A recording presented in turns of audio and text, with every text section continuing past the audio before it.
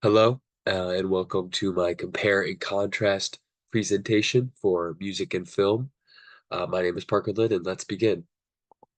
So, for my first movie, I went ahead and chose To Kill a Mockingbird, and made in 1962.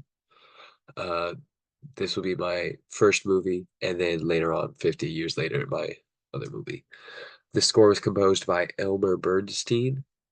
It was written in the new era of music in the 1960s. So what that means is a most films had a very conservative use of music, specifically to emphasize moments where there's high emotions or something impactful is happening. In this movie, we see that in the court case. So during the trial of Tom, we hear no music until a verdict is reached and he's determined to be guilty. And then in that moment, we are able to hear a slight hymnal music as uh, Atticus was leaving the courtroom to show reverence. This is a clear use of very, very situational music to bring about emotions. And it also does something interesting during this film where we're following a child, the main character Scout, and we can see the music reflecting that, where it's very optimistic whenever we hear these moments of extreme turmoil. For my next movie, I went ahead and chose The Godfather. So this is 10 years after To Kill a Mockingbird. The Godfather, this in this era, we see a completely different approach to music and film. So we do still have uh, minimal use of music, although a lot more compared to Kill a Mockingbird. And then also some cases of diegetic music as well, as the characters can hear. This movie was composed by Nino Rota, an Italian composer. In this movie, obviously, we have very iconic songs, um, like in motifs that most people know from The Godfather, even if they haven't even seen the movie. Um, we also see a pretty interesting use of three different themes throughout the movie. The Godfather theme, which is whenever they're in the organized crime division or they're in the family, this is the music that takes precedent. And then it switches over sometimes to Michael's theme, the main character Michael, who the song also changes throughout the movie. And as he's christened the godfather of his sister's child, we see the music really like almost transition into the Godfather theme. It's pretty interesting. And then obviously we have the Sicilian music theme, which is whenever they're in Sicily. Um, and then this era of music, in the book, it talks a lot about how it was dominated by sort of popular music and modern music of the time. This did have a couple uses of sort of classical opera, but less of that and more of its own composition. But other movies as well, they used popular songs. Just started out because they have a synthesizer, which enables them to obviously mess with music to fit the movie instead of just using the straight song. Next, we'll move on to Star Wars: The Empire Strikes Back. So this is in 1980. So continuing up in the time. This was composed by John Williams. And during these films, a lot of classical music was coming back into the scene and becoming very, very popular in films. Obviously in epics too, like a lot of movies.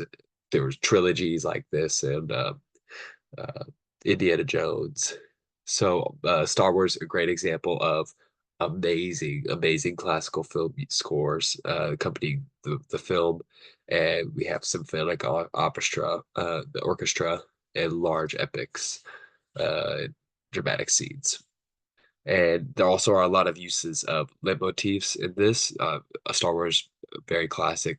Darth Vader, Leia, Luke, they all have leitmotifs, as well as other films like Indiana Jones, very classic ones, which almost is a characteristic of the era. We hear a lot of iconic music that almost makes the movie.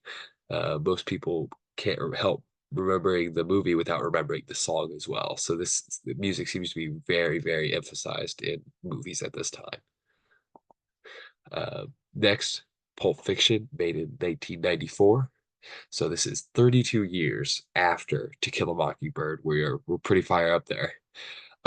Actually, it's funny enough, we went from this big sort of revitalization, like uh, sort of classical music. And then now we're in the 1990s, almost to 2000s, and there's a lot of it's almost like the 1970s with The Godfather, where they're using popular music again, and very often. And this is an amazing example of that because the entire movie is made up of modern classical rock. I say classical rock, it's like classic rock. That's all the songs this movie uses. Uh, it's pretty interesting. And it's still able to fit the movie because we are using a lot with electronics and sort of synthesizing music and getting it to fit the theme as well. Just music was made for the movie almost. But this seems to be common for the time, is a lot of modern music is being used as the score for the movie, which is pretty interesting.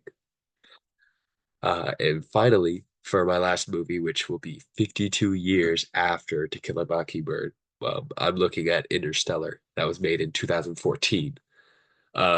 So we're already in the new millennium. We're into the 2000s, and music has changed a lot since 1962. And so I thought Interstellar is a really good example of how different music is now in movies. So Hans Zimmer, the amazing composer, he composed for this movie, and it's really mind-bending. But he really, really leads heavily into blending of orchestral music and electronic music and sort of combining the two to create this never before seen like blend. It's a lot of movies now are using this where you're getting also homages to like classical music and some other scores from other movies and blending them with electronic music and sort of creating a new spark in them, which is pretty interesting. A lot of movies are doing this in the early 2000s, where they're taking older songs and they're sort of revamping them for whatever they need. So it's a very, very interesting era, and also where a lot of new composers from all over the world coming to America, and we're sending people away, and they're coming and they're learning from other countries. So a lot has changed. So in summary, so from 1962 to 2014, 52 years, I see that music in film specifically has sort of gone through waves where we'll have spurts of very minimalistic music, and it's music is more of like a punch to the face of when something important is happening. And then also where we see like music makes the movie, like the score of the music in the movie is so pivotal that I don't even know if the movie would be popular without it.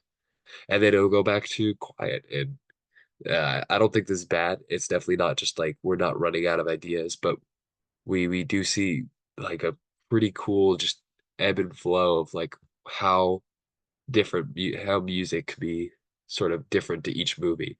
And I think that's good because we get different emotions tied to things. Like I used to watch silent films with my dad. So whenever I see a silent film, especially like this class, I start to reminisce. Then we're listening to epics, and I have to think of going to the movies with my friends, and it's just these amazing emotions tied to different themes and how music is sort of core to that. And I think that each era is leaving an impact on the people of that time. And we get a lot of interesting and amazing music because of this. And I think that music also, during that era, just sort of defines a generation, and people are used to that.